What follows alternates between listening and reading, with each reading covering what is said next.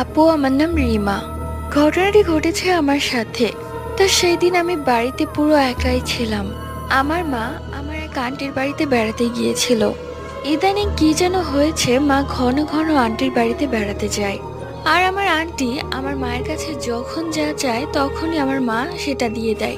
কিন্তু আগে এমনটা ছিল না। আগে তাদের মধ্যে অনেক ঝগড়া হতো।